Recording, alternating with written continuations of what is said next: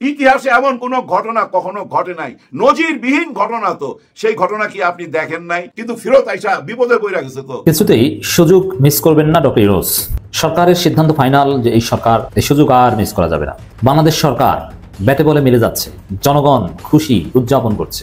এবার স্বৈরাচারের প্রেতাত্মাদের জন্য একটা দুঃসংবাদ হলো এই প্রথমবারের মতন বাইরে কলিজা কাহারে বলে কত প্রকার কি এটার একটা প্রমাণ দিয়েছে আমাদের ডক্টর মোহাম্মদ ইউনূস। রাজধানী মোহাম্মদপুর এলাকায় আওয়ামী লীগের সাধারণ সম্পাদক ওবায়দুল কাদেরকে গণধোলাই দিয়ে আইনশৃঙ্খলা বাহিনীর কাছে সোপর্দ করেছে এলাকাবাসী। আওয়ামী লীগের জন্য আর চূড়ান্ত একটা বিগ ব্লো এবং শেষ হয়ে গেল আওয়ামী লীগের জন্য। আমি সরকারকে ধন্যবাদ দেই যারা এটা, যার মাথা থেকে আমি মনে করি এটা ডক্টর ইউনূসের মাথা থেকে আসছে। আর কোনো উপায় না পেয়ে অবশেষে সরকার কঠিন পদক্ষেপ নিল। ইটস ভেরি টাফ পদক্ষেপ। সরকারকে আমরা ধন্যবাদ জানাই, সরকার সাহসী পদক্ষেপ নিয়েছে। আপনারা জানেন দর্শক, কাজে আপনারাই বলেন কারা আসছে কারা জিতে। এই গোপালগঞ্জের মাটিতে আজ পর্যন্ত শেখ মুজিবুর সম্পর্কে দুই একটা কটু কথা বলা বাংলাদেশের কোনো দল পারে নাই। আরে মিটিংই তো করতে পারে নাই। এটা আজ পর্যন্ত পারছে কেউ? বাংলাদেশের ইতিহাসে কেউ পারছে? কেউ পারে নাই। কাজে কে হাসছে আর কে জিতছে? অনতি বিলম্বে বিএনপির হাইকমান্ড থেকে বা সেন্ট্রাল জায়গা থেকে এই বিষয়ে আমরা একটা বক্তব্য চাই এবং উনাকে ক্ষমা প্রার্থনা করা দরকার এবং উনাকে প্রবাসীদের কাছে এই তুচ্ছ তাচ্ছিল্য করার কারণে ক্ষমা চাইতে হবে। মনে রাখবেন, প্রবাসীদের ভোটাধিকার ছাড়া আমরা আবার ৩ মাসে বলতে চাই বাংলাদেশে কোনো নির্বাচন হবে না, আমরা হতে দেব না। সোহেল তাজ, সাবেক স্বরাষ্ট্র প্রতিমন্ত্রী এবং মুক্তিযুদ্ধের অন্যতম মূল সংগঠক, শহীদ তাজউদ্দীন আহমেদের সন্তান। তাজউদ্দীন আহমেদের সন্তানেরা এখন তারা নিজেরাই নিজেদের মুখোশ উন্মোচন করছেন। দর্শক, গোপালগঞ্জকে নিয়ে নানান আলোচনা এবং সমালোচনার পর এবার নতুন দাবি উঠেছে, যেখানে বলা হয়েছে গোপালগঞ্জকে আলাদা কোনো জেলা হিসাবে না রেখে সরাসরি গোপালগঞ্জের আশেপাশে যে জেলাগুলো রয়েছে সেই জেলাগুলোর মধ্যে ভাগ করে দেওয়া হোক। অর্থাৎ আশেপাশে যদি ২-৩টা জেলা থেকে থাকে তাহলে ওই ২-৩টা জেলাকে গোপালগঞ্জের কিছু কিছু অংশ দিয়ে দেওয়া হোক। এতে করে গোপালগঞ্জ বলে বাংলাদেশে আর কোনো জেলাও থাকবে না এবং বাংলাদেশ থেকেও আওয়ামী লীগের ঘাঁটি নিশ্চিহ্ন হয়ে যাবে। এমনকি দর্শক, এই দাবিটি করেছেন আপনাদের পরিচিত একজন ব্যক্তি মুফতি আমির হামজা। তিনি বলেছেন এরই সাথে যে গোপালগঞ্জ হচ্ছে একটি অভিশপ্ত জেলা। এখন আপনাদের উদ্দেশ্যে প্রশ্ন থাকবে, আপনারা আসলে এই দাবিটার সাথে একমত পোষণ করছেন কিনা? আপনারা আসলে এমনটা মনে করছেন কিনা যে গোপালগঞ্জকে ভাগ ভাগ করে আলাদা আলাদা জেলাকে কিছুটা অংশ করে দিয়ে দেওয়া হোক? সেটি অবশ্যই কমেন্ট করে জানিয়ে দিবেন। এবং আজকে জামাত ইসলামের ঐতিহাসিক সমাবেশ ঘিরে ঢাকাতে ঠিক কি হতে চলেছে, সামনে কি ঘটবে দর্শক, সেটিও আশা করছি আজকে নিউজটি সম্পূর্ণ মনোযোগ সহকারে দেখলেই বুঝতে পারবেন। দর্শকের এই ধারাবাহিকতায় বিএনপির নেত্রী পাপিয়ার সেই মন্তব্যকে কেন্দ্র করে এবার তুমুল ঝড় উঠেছে নেটিজনদের মধ্যে। দর্শক, অনেকেই বলা বলি শুরু করে দিয়েছে যদি বিএনপি এই নেত্রীকে বহিষ্কার না করে তবে প্রবাসীদের উচিত হবে আবারও রেমিটেন্স শাটডাউনের ঘোষণা দেয়া এবং তারা বিএনপির কাছে দাবি করতেই পারে যে এই নেত্রী অতি দ্রুতই যেন প্রবাসীদের কাছে ক্ষমা চায়, নইলে তারা রেমিটেন্স শাটডাউন করতে বাধ্য হবে। আসলে বিএনপির এই মুহূর্তে নেত্রীকে বহিষ্কার করা উচিত কিনা সেটিও কমেন্টে জানাতে ভুলবেন না এবং বিস্তারিত আলোচনা আপনারা সামনে দেখতে চলেছেন। তো দর্শক, আমি আর বেশি কথা বাড়াবো না। এই ভিডিও শুরুতে আপনাদের আরো যে ভিডিওগুলোর অংশ বিশেষ দেখিয়ে শুরু করেছিলাম সেই ভিডিওগুলোর বিস্তারিত আলোচনা দেখাবো। তবে তার আগে বলি, যারা এখনো চ্যানেলটি সাবস্ক্রাইব করেননি সকলে চ্যানেলটি সাবস্ক্রাইব করে পাশে থাকা বেল আইকনটি বাজিয়ে দিবেন।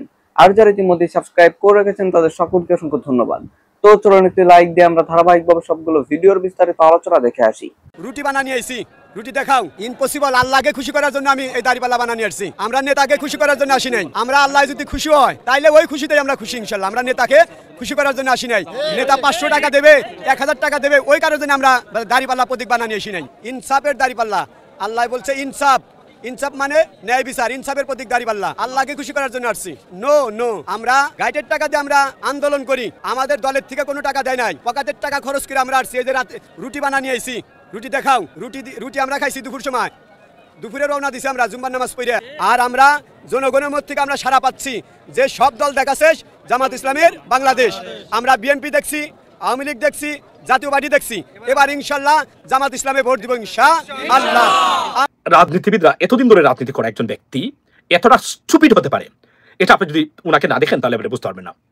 মানে প্রবাসীদের মতো এতটা পাওয়ারফুল একটা গোষ্ঠী যারা নিজে উপার্জন করে দেশ পরিচালনা করে, তাদের নিয়ে কথা বলতে ওনার একটু বিবেকে বাঁধলো না বা বুক কাঁপলো না, যেটা রাজনৈতিক এবং একটা সোশ্যাল মিডিয়া প্রতিক্রিয়াটা কি হতে পারে। How stupid she is. এবং আমার সন্দেহ লাগে, প্রথমেই আমি বলে রাখি, বিএনপি যারা দেখতেছেন উনি বিএনপিকে রিপ্রেজেন্ট করেন কিনা, নাকি ইচ্ছাকৃতভাবে বা ইন্টেনশনালি বিএনপিকে বিতর্কিত করা প্রবাসীদের কাছে এই কাজটা উনি করেছেন। আওয়ামী লীগের মতো মানে দলের মানুষও প্রবাসীদেরকে নিয়ে কথা বলার আগে বারবার চিন্তা করতো ফেসিস্ট গভর্নমেন্টের অধীনেও। আর এই সময়ে সে ভদ্রমহিলা যেভাবে প্রবাসীদেরকে নিয়ে বললেন, তার মতো স্টুপিড এবং মূর্খ পলিটিশিয়ান আর হতে পারে কিনা। এবং রাষ্ট্রদ্রোহী নয়, দেশদ্রোহী, বিএনপির দ্রোহীও বলতে পারেন আপনি এই জায়গা থেকে। এটা প্রতিবাদ করতেই হবে, কেননা অনেক বছরের পর বছর প্রচেষ্টার ফসল আমরা গড়ে তুলতে যাচ্ছি প্রবাসীরা। দুটো রাজনৈতিক দল সরাসরি প্রবাসীদের ভোটাধিকারের বিষয়ে আপনার বিরোধিতা করেছেন, এবং এই বিষয়ে আপনার এটা যত নিরুৎসাহিত করা যায় ততটুকু নিরুৎসাহিত করে এসেছেন নির্বাচন কমিশনে গিয়ে প্রবাসীদের। এবং উনি আমরা থেকে বলছিলেন যে আপনাদের এই নেতৃবৃন্দ যারা আছেন তারা আপনাদের পাবলিকলি বলেন একটা, আমাদের এখানে বলে এসে বলেন কমপ্লিটলি বিপরীতটা। এটার প্রমাণ আমরা পেয়েছি অনেক ক্ষেত্রে। আমি নাম বলতে চাইনি, আজকে পাপিয়া এই নামটা উনি নিজেই প্রকাশ করে দিয়েছেন, মানে যে উনি বিরুদ্ধে করেছেন। This is unbelievable, shocking news. মানে আমরা যাদেরকে মনে করি তারা আমাদের সাথে ছিলেন বা আমরা তাদের জন্য আছি এখনো, তারা আমাদের বিরোধিতা করেন। তারা প্রবাসীদের, আপনি কল্পনা করেন উনি কিভাবে, উনার কতটা খুব প্রবাসীদের উপরে। I have no idea why উনার এত খুব কেন প্রবাসীদের উপরে। উনি বলছেন কি যে আমরা মার খাই, আমরা সবকিছু করি। আপনারা মার খান কেন? আপনাদেরকে মার খাই কেউ বলেছে? কারণ আপনারা অনেকে চুর, প্রতারক, বাটপার, চাঁদাবাজি করেন, টেন্ডারবাজি করেন, টাকা পাচার করেন, ভোট চুরি করেন, কেন্দ্র দখল করেন, দুর্নীতি করেন, কথা দিয়ে কথা রাখেন, এই জন্য তো মার খান। প্রশ্ন হলো আওয়ামী লীগের সময় কি যারা এই কাজগুলো করেছেন তারা মার খেয়েছেন? নাও, আওয়ামী লীগ ফেসিস্ট ছিল, ওটা ভিন্ন গল্প। আপনারা মার যাতে খাইতে না হয় এই ব্যবস্থা কেন করলেন না? ক্ষমতা তো 3 বার ছিলেন, কেন করলেন না তখন? কেন করলেন না? এটা কেন করলেন না যে 12 কাজ করলে মার খাবেন না? আপনি মার খান। প্রবাসীরা দেশ ছেড়ে বিদেশে যায় দেশের উন্নতির জন্য, তার পরিবারের উন্নতির জন্য। পরিবারের উন্নতি, তাহলে ওই বেকার যে মানুষ আছে তাকে আপনি কর্মসংস্থান দিতে পারলেন না, তার কর্মসংস্থানের টাকা চুরি করেন, আপনারা চুরি করে টাকা পাচার করেন। আপনি যে আপনার পরিবারের আপনি কিভাবে চলেন এটা আমি জানতে চাই আপনাকে। আপনার পরিবারের মানে ভরণ পোষণের আয় এবং ব্যয়ের সোর্সটা আমাদেরকে দেখান। আপনি কিভাবে, এখন তো আপনি প্রায় 20 বছর ধরে আপনি এমপি না, how do you support yourself? MP ছিলেন, আপনার স্বামী ছিলেন, হারুন ভাই উনি ছিলেন, রাইট? আপনি কিভাবে করেন, মানে আপনার সংসারটা আপনি কিভাবে নিয়ন্ত্রণ করেন? আচ্ছা, গেল একটা জিনিস। তো আপনি বলছেন প্রবাসীরা আপনি রাজনীতি করেন, মার খান কেন? আপনাকে আমরা বলেছি রাজনীতি করার জন্য? বলেছি না। আপনি মনে করেন you have to contribute yourself, আপনি তো আপনার জন্য রাজনীতি করেন না? যদি নাই করতেন তাহলে রাজনীতি পেশা হতে পারে না। বেতন নিলেন, বেতন ফেরত দেন, বেতন ফেরত দেন। আপনি যে সুবিধা নিলেন, আপনি ফ্ল্যাট নিলেন, প্লট নিলেন, বেতন নিলেন, সরকারি সুবিধা নিলেন, গাড়ি নিলেন, আপনি নিলেন, আপনার স্বামী নিল, সবই নিল, দেন, ফেরত দেন, দিবেন ফেরত। যদি রাজনীতি এটা পেশা না হয়ে থাকে তাহলে এটা তো অবৈতনিক হওয়ার কথা, তাহলে আপনি ফেরত দেন। কেন দিবেন না? আপনি বলবেন আমি দেশের জন্য কাজ করি। ঠিক প্রবাসীরা একইভাবে কাজ করে, যদিও সে তার ব্যক্তি নিজেকে সাপোর্ট দেয়। ইভেনচুয়ালি এই টাকাটা, এই যে শাড়ি পরেছেন আপনি, যখন পড়তেন, গাড়ি আনতেন, ওই তার টাকায়। কারণ আপনারা $100 বাংলাদেশে আনার ক্ষমতা আপনাদের কোন রাজনীতিবিদদের নেই, বরং এটা এই প্রবাসীদের পাঠানো টাকাটা কিভাবে এখান থেকে লুটপাট করে পাচার করা যায় সেটাই আপনারা করেছেন। আপনারা যে দলের হন না কেন এই কাজটাই তো আপনারা করেছেন। আপনি মানে কি দলে বক্তব্য দেন এগুলা যে আমরা মার খাই? আপনারা মার খান কেন? মার না খাওয়ার এই পরিস্থিতি সৃষ্টি করে দিলেন না, করলেন না, কারণ ক্ষমতা থাকতে হবে। আর ক্ষমতায় রাজনীতি করে ক্ষমতায় যান, মিষ্টি খান, মধু খান, কে খায়? প্রবাসীরা খায় না, আপনারা খান। তখন মধু খাইতে তখন মনে থাকে না? মধুতে 20 বছর খেয়েছেন, 3 বার এমপি হয়েছেন, 2 বার এমপি হয়েছেন, খেয়েছেন, কাউকে শরিক করেছিলেন তখন? বরং যে কাজটা করা সে কাজটাই তো করেন নাই, খাবি খার টাকা মেরে খেয়েছেন। আপনার টাকা আপনার 100 টাকার প্রজেক্ট করেছেন 10,000 টাকা দিয়ে, এগুলো মনে নাই? সুবিধা নিবেন, সবকিছু করবেন, টাকা পাচার করবেন, বাড়ি বানাবেন, প্লট নিবেন, ফ্ল্যাট নিবেন, সবকিছু নিবেন, আর মামলা খাবেন না দুর্নীতি করার পরে, অপরাধ করার পরে? এটা তো হতে পারে না। দর্শক, একটা বিরাট সুখবর হচ্ছে যে ডক্টর ইউনূস যদি চলে যান, যেতে পারেন, জুলাই সনদ যদি কার্যকরভাবে না দিতে পারেন তাহলে ইউনূস নিজেই চলে যেতে পারেন কারো দাবি ছাড়াই। তো প্রফেসর ইউনূস যদি চলে যান তারপরও জনগণের চূড়ান্ত বিজয় হবে। যে এমন না যে ইউনূস চলে গেলেন অন্য কে আসলো, হাসিনার বিচার হবে কিনা, সুষ্ঠু নির্বাচন, রাষ্ট্র সংস্কার হবে কিনা, তা না, হবে এবং ভালোভাবেই হবে। এমনকি বিষয়টা এখন এত, আমি সুখবর বলছি এ কারণে, এত সুন্দরভাবে এগোচ্ছে, পারিপার্শ্বিক ঘটনা এমনভাবে ঘটছে, বিএনপি ক্ষমতা আসলেও হাসিনার বিচার হতে হবে। দেখেন, বিএনপি যে রাজনীতি করছে তার একটা কৌশল হচ্ছে এখন আওয়ামী লীগের ভোট বিএনপি টানতে চায়, কারণ বিএনপির ভোট ওই জামাত এনসিপিতে চলে যাচ্ছে। এখন বিএনপি কি করবে? এজন্য এখন আওয়ামী লীগের ভোট টানতে চায়। এটা অবাস্তব অ্যানালজি। আওয়ামী লীগের লোকজন বিএনপিকে ভোট দিবে আর বিএনপি আওয়ামী লীগের ভোট টানতে পারবে, এটা হাস্যকর। তো এই জায়গাটায় বাস্তবতা হচ্ছে যে বিএনপি সুযোগ পেলেই, দেখেন না, ছাত্রদল সুযোগ পেলেই ছাত্রদল আওয়ামী লীগকে কিভাবে পিটায়। অতএব বাস্তবতা হচ্ছে বিএনপি ক্ষমতা আসলে আন্তর্জাতিক কারণে, পারিপার্শ্বিক অবস্থার বিবেচনায় বাংলাদেশের, ধরে নিলাম বিএনপি ক্ষমতা আসবে নেক্সট ইলেকশন, ধরে নিলাম, এটা হবে না কিন্তু ধরে নিলাম, বাংলাদেশের ইন্টারনাল যে সমীকরণ যা ঘটবে এবং ইন্টারন্যাশনাল যে রিয়ালিটি, এগুলো বিবেচনায় বিএনপি বাধ্য হবে হাসিনার বিচার করতে। এই ট্রাইব্যুনালের অধীনেই এই বিচার চলবে। ইকবাল করিম ভুইয়া পরবর্তী চিফ অ্যাডভাইজার হোক আর যেই হোক, মাহমুদুর রহমান হোক আর যেই হোক, পিনাকি ভট্টাচার্যরা এসে উপদেষ্টার দায়িত্ব নিক, হাসিনার বিচার হবেই, এটা কেউ ঠেকাতে পারবে না। হাসিনার আর কোনো রাস্তা থাকছে না। এখন ভারতের জন্য হাসিনা খুব বিব্রতকর এবং গলার কাটা হয়ে উঠছেন। বাংলাদেশ সরকার বা বাংলাদেশের জনগণ অভিযোগ করতো হাসিনা গণহত্যা করেছে, কিন্তু ইন্টারন্যাশনালি প্রমাণিত ছিল না। কিন্তু এখন বিবিসি ইন্টারন্যাশনালি প্রমাণ করে দিয়েছে। তাহলে বিষয়টা কি দাঁড়ালো? ভারত একজন আন্তর্জাতিকভাবে স্বীকৃত, জাতিসংঘ স্বীকৃত একজন গণহত্যাকারীকে আশ্রয় দিয়েছে। তাহলে ভারত নিজেও বেকায়দা এটা নেই, বিভিন্ন জায়গায় বিব্রতকর পরিস্থিতি পড়ছে। অতএব এই পরিস্থিতিতে বাংলাদেশে হাসিনার বিচার ঠেকানোর মতো মূলত কারণে এমন কোন সরকার বাংলাদেশে আসতেই পারবে না যে হাসিনার বিচার করবে না। বরং ওর টিকে থাকার জন্য হাসিনার বিচার আরো দ্রুত করবে। বিপদে পড়লেই হাসিনার বিচারে গতি বাড়িয়ে দিবে, রায় কার্যকর করবে, বলবে যে দেখো আর কিছুতে না পারলেও এই যে বিচার করেছে, এই যে আওয়ামী লীগের অমুককে ফাঁসি দিয়েছি।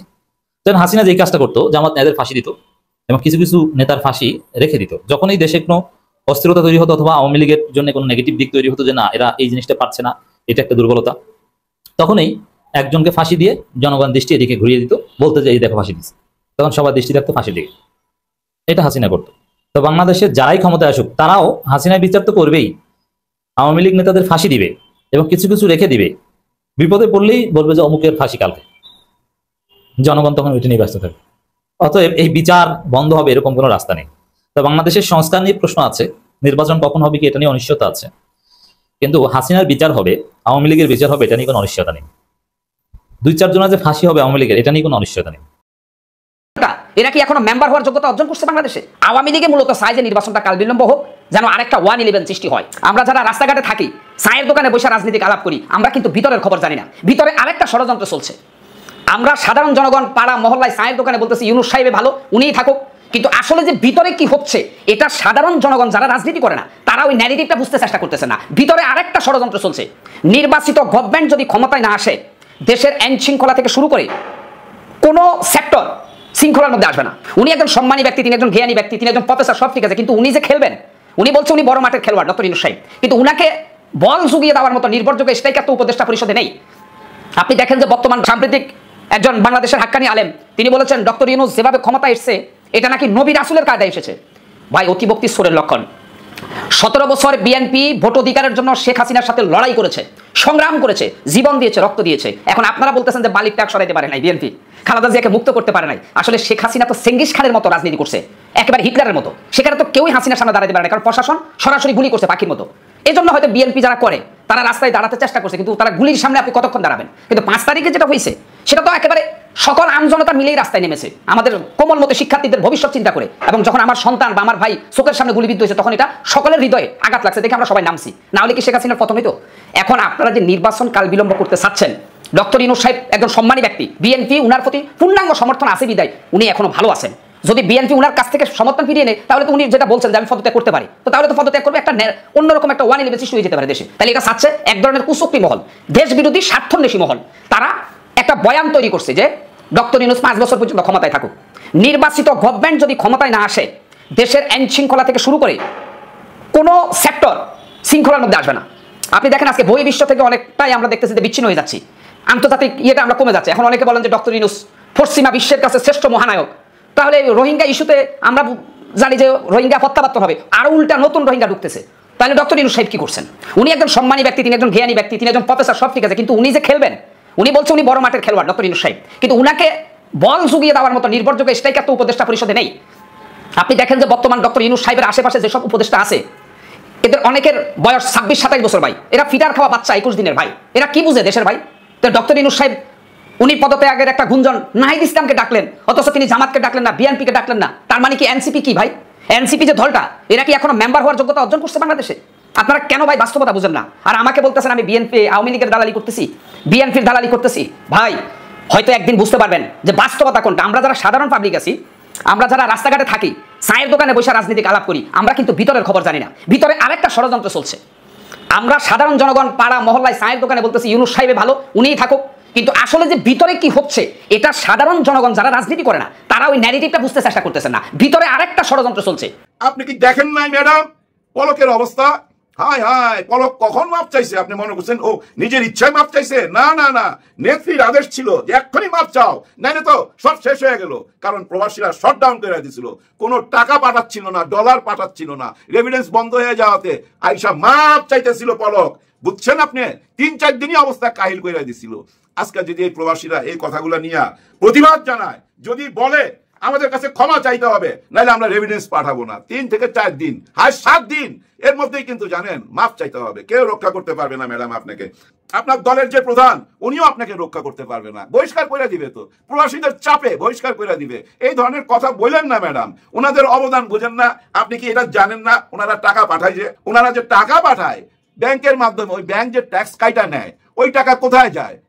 ওইটাই তো এভিডেন্স, ওইটাই তো জমা হয়। এই যে বাংলাদেশের যত ইউটিউবার আছে, আমি শুদ্ধ, আমরা যেটুকু পেমেন্ট পাই ওইটা তো ডলারের মাধ্যমে পাই, ব্যাংকে যায়, ওইখান থেকে কত কাইটা রাখে। এই প্রবাসীদের মতো আমরাও কিন্তু রেভিডেন্স যোদ্ধা, এটা মাথায় রাখেন, এত অবহেলা করেন না।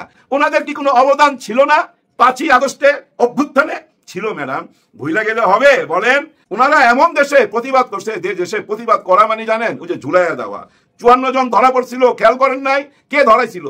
প্রাক্তন প্রধানমন্ত্রী ফোন করে বলছিল অ্যাম্বাসেডারকে, বাংলাদেশ অ্যাম্বাসেডারকে, যে এদেরকে এখনই পুলিশে দাও। 54 জনকে নিয়ে গেছিল। আমাদের প্রধান উপদেষ্টা ডক্টর ইউনূস স্যার আইসা প্রথম কাজটা কি করছিল? এই 54 জনকে খালাস করছিল। ইতিহাসে এমন কোন ঘটনা কখনো ঘটে নাই, নজিরবিহীন ঘটনা। তো সেই ঘটনা কি আপনি দেখেন নাই? প্রবাসীরা কেন জেলে গেছিল? ওনারা এই জুলাই অভ্যুত্থানের সাথে ছিল, যে যেখানে ছিল সেখান থেকে, বিশেষ করে মালয়েশিয়া থেকে ভাই হাজার হাজার না ভাই লক্ষ লক্ষ প্রবাসী রাস্তায় নেমে গেছে।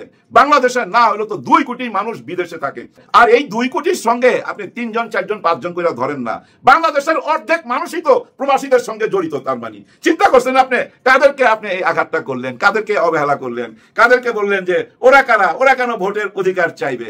আমরা রাজনীতি করি, আমাদের পিছনে পুলিশ বাইরেছে, আমাদের জেলে দিছে, হাজতে দিছে, মামলা খাইছি। ভাই আপনাদের পেশা হইল গিয়ে রাজনীতি করা, আপনারা তো মামলা খাইবেন। ওরা কেন বিদেশ থেকে মামলা খাইবো, পুলিশের বাড়ি খাইবো? ওরা তো বাড়ি খাওয়ার কাজ করে নাই। আর আপনাদেরকে মামলা দিছে, পুলিশের বাড়ি দিছে কে? স্বৈরাচার শাসক। আর আপনাদেরকে এই যে দৌড়ের উপরে রাখছে, মামলার উপরে রাখছে, 16 বছর বাসায় ঘুমাইতে দেয় নাই, ধান খেতে ঘুমাইছেন। কার কারণে? একটা মাফিয়া চক্রের কারণে। আপনারা ওই মাফিয়া চক্রের বিরুদ্ধে কথা বলেন, বলেন যে হ্যাঁ ওই মাফিয়া চক্র, ওই দল নিষিদ্ধ দল, ওরা ভোট দিতে পারবে না, এইটা বলেন। এইটা তো বলা উচিত, তাই না? যারা আপনাদেরকে দাবড়াইছে তাদের বিরুদ্ধে না বইলা প্রবাসীদের বিরুদ্ধে চলে গেলেন, এটা কোনো কাজ হইল ম্যাডাম? আপনি যে যুক্তিগুলো দিচ্ছেন এমন যুক্তি আমিও দিতে পারি, দিমু একটা। আপনাদের নেতা তারেক রহমান সাহেব, উনি কি প্রবাসী না? উনিও তো প্রবাসে, তাই না? তো প্রবাসীদের নিয়ে আপনি এই কথাটা কেন বললেন? আসলে আপনি বলছেন অন্য একটা অ্যাঙ্গেল থেকে, যেটা আমরা বুঝতে পারি। হ্যাঁ, ওই যে প্রথম গল্পটা যে বললাম না, জনগণ বুঝতে পারে নেতারা কি বলতেছে, জনগণ ক্লিয়ার এখন। কারণ কি ভাই জানেন? কারণটা আপনারা আগামীকাল বুঝতে পারবেন, একদম আয়নার মতো পরিষ্কার দেখতে পাবেন। এই যে জামাতে ইসলাম কালকে মহাসমাবেশ ডাকছে না, ওনাদের 7টা দাবি। এই 7টা দাবির মধ্যে একটা দাবি কি জানেন? প্রবাসীদের ভোটের অধিকার দিতে হবে, নাইলে কোনো নির্বাচন হবে না।